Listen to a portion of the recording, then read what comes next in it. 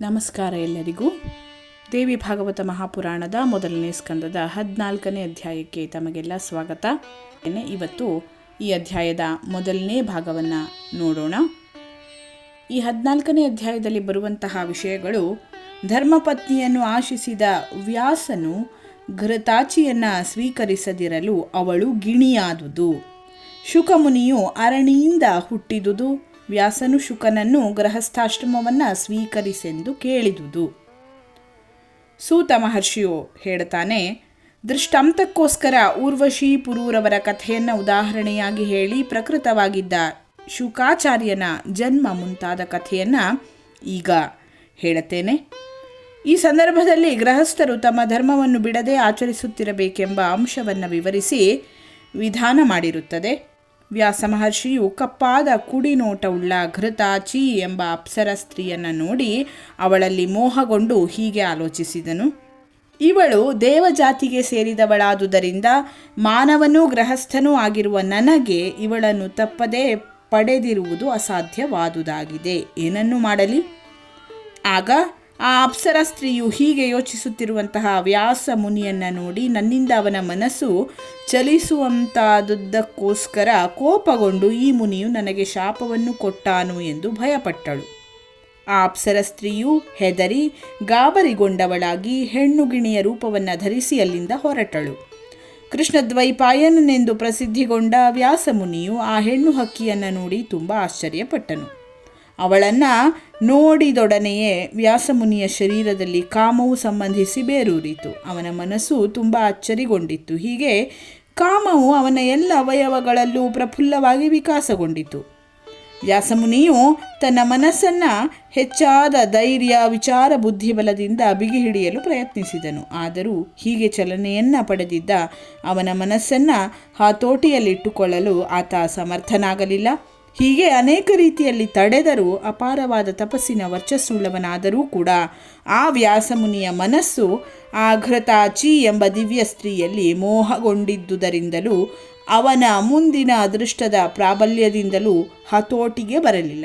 ಅಗ್ನಿಹೋತ್ರಕ್ಕೆ ಬೇಕಾದ ಶ್ರೌತಾಗ್ನಿಯನ್ನು ಉಂಟು ಮಾಡಿಕೊಳ್ಳುವ ಉದ್ದೇಶದಿಂದ ವ್ಯಾಸಮುನಿ ಅರಣಿ ಅಂದರೆ ಬನ್ನಿ ಮರದ ತುಂಡು ಅದರಲ್ಲಿ ಕಡೆಯುತ್ತಿರಲು ಈ ಮೇಲೆ ಹೇಳಿದಂತಹ ಮನೋವಿಕಾರದಿಂದ ಚಲಿತವಾದಂತಹ ಅವನ ವೀರ್ಯ ತಟ್ಟನೆ ಆ ಅರಣಿಯಲ್ಲಿ ಬಿದ್ದಿತು. ಆ ಮುನಿಯು ಹಾಗೆ ವೀರ್ಯವು ಬಿದ್ದುದನ್ನು ಗಮನಿಸಲಿಲ್ಲ ಮತ್ತು ಅರಣಿಯಲ್ಲಿ ಕಡೆಯುವಿಕೆಯನ್ನು ಮುಂದುವರಿಸುತ್ತಲೇ ಇದ್ದನು. ಹೀಗಿರುವಲ್ಲಿ ವ್ಯಾಸನನ್ನು ಹೋಲುವ ಆಕಾರದಿಂದ ಮನೋಹರವಾಗಿರುವಂತಹ ಶುಕಮುನಿಯು ಆ ಅರಣಿಯಿಂದ ಉದ್ಭವಿಸಿದನು. ಈ ರೀತಿಯಾಗಿ ಶುಕಮುನಿಯ ಜನ್ಮವಾಗ್ತದೆ. ಯಜ್ಞಯಾಗಗಳಲ್ಲಿ ಸಮಿತ್ತು, ತುಪ್ಪ ಮುಂತಾದ ಹೋಮ ದ್ರವ್ಯದಿಂದ ಹೆಚ್ಚಿದ ಅಗ್ನಿದೇವನು ಹೇಗೆ ಪ್ರಕಾಶವುಳ್ಳವನಾಗಿ ಬೆಳಗುತ್ತಾನೋ ಹಾಗೆ ಕಾಡಿನಲ್ಲಿ ಬೆಳೆದ ಮರದ ತುಂಡಾದ ಅರಣಿಯಲ್ಲಿ ಹುಟ್ಟಿದ ಬಾಲಕನಾದಂತಹ ಆ ಶುಕಮುನಿಯು ಎಲ್ಲರಿಗೂ ಆಶ್ಚರ್ಯವನ್ನುಂಟು ಮಾಡುತ್ತಾ ಉದ್ಭವಿಸಿದನು.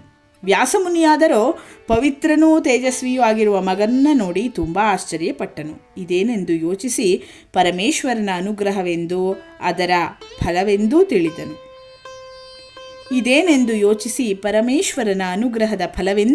ತಿಳಿದನು. ಅರಣಿಯ ಮಧ್ಯದಿಂದ ಉದ್ಭವಿಸಿದ ಹೆಚ್ಚಾದ ಬ್ರಹ್ಮವರ್ಚಸ್ಸುಳ್ಳ ಶುಕಮುನಿಯು ಎರಡನೇ ಅಗ್ನಿದೇವನೋ ಎನ್ನುವ ಹಾಗೆ ತನ್ನ ಆತ್ಮ ತೇಜಸ್ಸಿನಿಂದ ಹೆಚ್ಚಾಗಿ ಪ್ರಕಾಶಿಸುತ್ತಿದ್ದನು. ಆಗ ವ್ಯಾಸಮುನಿಯು ಎರಡನೇ ಗಾರ್ಹಪತ್ಯವೆಂಬ ಅಗ್ನಿಯೋಪಾದಿಯಲ್ಲಿ ಯಾವಾಗಲೂ ನಂದದೆ ಪವಿತ್ರವಾದ ಕಾಂತಿಯುಳ್ಳ ಉತ್ತಮವಾದ ಬ್ರಹ್ಮ ತೇಜಸ್ಸಿನಿಂದ ಕೂಡಿರುವಂತಹ ಬ್ರಹ್ಮಾನಂದಾನುಭವದಿಂದ ಸಂತುಷ್ಟನಾಗಿರುವ ಮಗನಾದ ಶುಕಮುನಿಯನ್ನು ನೋಡಿದನು. ಓ ಋಷಿಗಳೀರ, ಆಗ ವ್ಯಾಸಮುನಿಯು ಹಿಮಾಲಯ ಪರ್ವತದಿಂದ ಹರಿದು ಬರುತ್ತಿರುವಂತಹ ಗಂಗಾ ಪ್ರವಾಹದಲ್ಲಿ ಆ ಮಗುವಿಗೆ ಸ್ನಾನ ಮಾಡಿಸಿದನು. ದೇವತೆಗಳು ಆ ಮಗುವಿನ ಮೇಲೆ ಅಂತರಿಕ್ಷದಿಂದ ಹೂವಿನ ಮಳೆಯನ್ನು ಕರೆಸಿದರು. ವ್ಯಾಸ ಮಹರ್ಷಿಯು ಮಹಾನುಭಾವನಾದ ಆ ಮಗುವಿಗೆ ಜಾತಕರ್ಮ ಮುಂತಾದ ಸಂಸ್ಕಾರಗಳನ್ನು ನೆರವೇರಿಸಿದನು. ದೇವತೆಗಳ ಗಾರಿಗಳು ಮೊಳಗಿದವು, ಅಪ್ಸರ ಸ್ತ್ರೀಯರ ಗುಂಪುಗಳು ನರ್ತನವನ್ನು ಮಾಡಿದವು. ಹೀಗೆ ಎಲ್ಲೆಡೆಯಲ್ಲೂ ಸಂತೋಷ ಕಾರ್ಯಗಳು ಬೆಳೆದವು. ಗಂಧರ್ವರೆಂಬ ದೇವತೆಗಳು ಗಾನ ಮಾಡಿದರು. ಅದರಲ್ಲಿ ಪ್ರಮುಖರಾದಂತಹ ವಿಶ್ವಾವಸು, ನಾರದ, ತುಂಬುರು ಮುಂತಾದ ನಾಯಕರು ಆ ಮಗುವನ್ನು ನೋಡಲು ಅಪೇಕ್ಷೆಯುಳ್ಳವರಾಗಿ ಅದರ ಜನ್ಮ ಸಮಯದಲ್ಲಿ ಸಂತೋಷಗೊಂಡರು. ಹಾಗೆ ಅರಣಿ ಮರದ ಮಧ್ಯದಿಂದ ಉದ್ಭವಿಸಿದ ವ್ಯಾಸನ ಮಗನಾದ ಆ ಉತ್ತಮವಾದ ಮಗುವನ್ನು ನೋಡಿ ವಿದ್ಯಾಧರರೇ ಮುಂತಾದ ದೇವತೆಗಳೆಲ್ಲರೂ ಸಂತೋಷಗೊಂಡವರಾಗಿ ಆ ಶುಕಮುನಿಯನ್ನು ಶ್ಲಾಘಿಸಿದರು.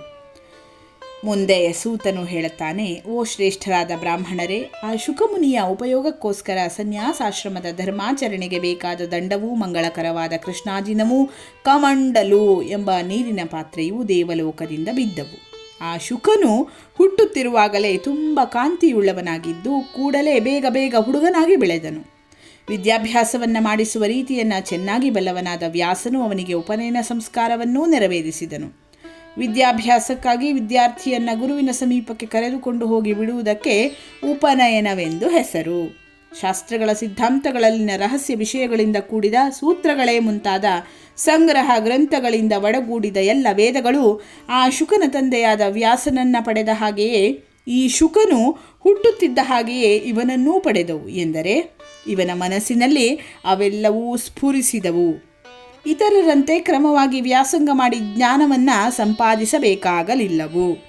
ಪೂರ್ವಜನ್ಮದಲ್ಲಿನ ಸಂಸ್ಕಾರ ಬಲದಿಂದಲೇ ಜ್ಞಾನಿಯಾದನು ಎಂಬ ತಾತ್ಪರ್ಯ ಇಲ್ಲಿ ಬರ್ತದೆ.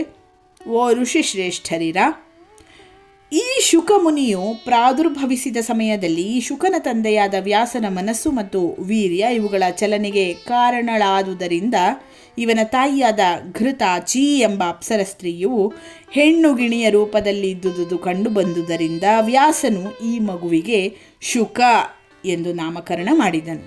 ಆ ಶುಕನು ರಹಸ್ಯಗಳು ಎಂದರೆ ವೇದಗಳ ತಾತ್ಪರ್ಯದ ಗುಟ್ಟನ್ನು ತಿಳಿಸುವ ಉಪನಿಷತ್ತುಗಳು ಮತ್ತು ಸಂಗ್ರಹಗಳು ಎಂದರೆ ಕ್ರಮವಾಗಿ ಶಾಸ್ತ್ರೀಯವಾಗಿ ವೇದ ತತ್ವಗಳನ್ನು ತಿಳಿಸುವ ಸೂತ್ರಗಳು, ಇವುಗಳಿಂದ ಕೂಡಿದ ವೇದಗಳೆಲ್ಲವನ್ನೂ ಸಮಗ್ರವಾಗಿ ಅಧ್ಯಯನ ಮಾಡಿ ಕಲಿತು ಗುರುವಿನ ಆಶ್ರಯದಲ್ಲಿ ಇರುತ್ತಾ ಎಲ್ಲ ಧರ್ಮಶಾಸ್ತ್ರಗಳನ್ನು ಅಭ್ಯಾಸ ಮಾಡಿ ಆ ಗುರುವಿಗೆ ಯಥಾಶಕ್ತಿಯಾಗಿ ದಕ್ಷಿಣೆಯನ್ನು ಸಲ್ಲಿಸಿ ಶುಕನು ಆಗ ಗುರುಕುಲದಿಂದ ಹಿಂತಿರುಗಿದವನಾಗಿ ಸಮಾವರ್ತನ ಸಂಸ್ಕಾರವನ್ನೂ ನೆರವೇರಿಸಿಕೊಂಡು ಕೃಷ್ಣದ್ವೈಪಾಯನನೆಂದು ಪ್ರಸಿದ್ಧನಾದ ತನ್ನ ತಂದೆಯ ಸಮೀಪಕ್ಕೆ ಬಂದನು.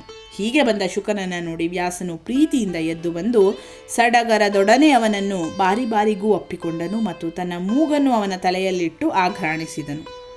ಪರಿಶುದ್ಧವಾದ ನಡತೆಯುಳ್ಳಂತಹ ವ್ಯಾಸನು ಶುಕನನ್ನ ಕುರಿತು ಅವನ ಯೋಗಕ್ಷೇಮಗಳನ್ನು ವಿಚಾರಿಸಿ ಅವನ ಅಧ್ಯಯನವು ಸಾಂಗವಾಗಿಯೂ ನಿರ್ವಿಘ್ನವಾಗಿಯೂ ನೆರವೇರಿತೆ ಎಂದು ವಿಚಾರಿಸಿದನು. ವ್ಯಾಸಂಗ ಕಾಲದಲ್ಲಿ ಅವನು ಪಟ್ಟ ಶ್ರಮದಿಂದ ಅವನನ್ನು ಸಮಾಧಾನಗೊಳಿಸಿ ಮಂಗಳಕರವಾದ ತನ್ನ ಆಶ್ರಮದಲ್ಲಿಯೇ ಅವನನ್ನು ಇರುವಂತೆ ಗೊತ್ತು ಮಾಡಿದನು. ಆಮೇಲೆ ವ್ಯಾಸನು ಶುಕನಿಗೆ ವಿವಾಹವನ್ನು ಮಾಡಬೇಕೆಂದು ಆಲೋಚಿಸಿದನು. ಋಷಿಪುತ್ರಿಯೂ ಮನೋಹರಳೂ ಆಗಿರುವಂತಹ ಕನ್ಯೆಯನ್ನು ಜಾಗ್ರತೆಯಾಗಿ ವಿಚಾರಿಸಿ ಕೇಳಿದನು. ವ್ಯಾಸನು ಮಗನಾದಂತಹ ಶುಕನನ್ನು ಕುರಿತು ಹೀಗೆ ಹೇಳಿದನು. ಎಲೈ ಕುಶಲಮತಿಯೇ, ನೀನು ಸಾಂಗವಾಗಿ ವೇದಗಳನ್ನು ಅಧ್ಯಯನ ಮಾಡಿದೆ, ಎಲ್ಲ ಧರ್ಮಶಾಸ್ತ್ರಗಳನ್ನೂ ಕಲಿತೆ. ಈಗ ಹೆಂಡತಿಯೊಬ್ಬಳನ್ನು ಮದುವೆ ಮಾಡಿಕೋ. ಎಲೈ ಪುತ್ರನೇ, ಗೃಹಸ್ಥಾಶ್ರಮವನ್ನು ಅವಲಂಬಿಸಿ ದೇವತೆಗಳನ್ನು ಪಿತೃಗಳನ್ನು ಆರಾಧನೆ ಮಾಡಿ ಸಂತೋಷಪಡಿಸು. ಆಮೇಲೆ ಮನಸ್ಸನ್ನು ಸಂತೋಷಪಡಿಸುವ ಹೆಂಡತಿಯನ್ನು ಮದುವೆ ಮಾಡಿಕೊಂಡು ವಂಶವನ್ನು ಮಕ್ಕಳಿಂದ ಮುಂದುವರಿಸಿ ನನ್ನನ್ನು ಪಿತೃಋಣದಿಂದ ಬಿಡುಗಡೆಯನ್ನು ಪಡೆಯಿಸು.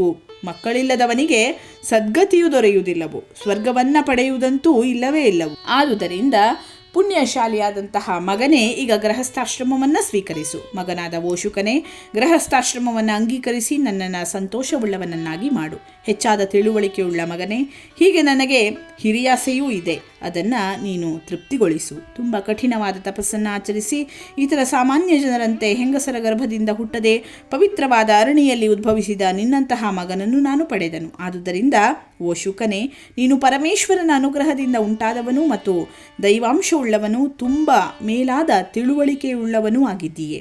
ತಂದೆಯಾದ ನನ್ನನ್ನು ನೀನು ಕಾಪಾಡು. ಸೂತನು ಮುಂದುವರಿಸ್ತಾ ಹೇಳುತ್ತಾನೆ, ವೈರಾಗ್ಯವನ್ನು ಪಡೆದ ಆ ಶುಕಮುನಿಯು ಹೀಗೆ ಯುಕ್ತಿಯುಕ್ತವಾಗಿ ವಾದಿಸುತ್ತಿರುವ ವ್ಯಾಸನ ಸಮೀಪವನ್ನು ಪಡೆದವನಾಗಿ ಹೆಚ್ಚಾದ ಪ್ರೇಮದ ಬಲೆಯಲ್ಲಿ ಸಿಕ್ಕಿಕೊಂಡಿರುವಂತಹ ತನ್ನ ಸ್ವಂತ ತಂದೆಯಾದ ವ್ಯಾಸ ಮುನಿಯನ್ನ ಕುರಿತು ಹೀಗೆ ಹೇಳಿದನು.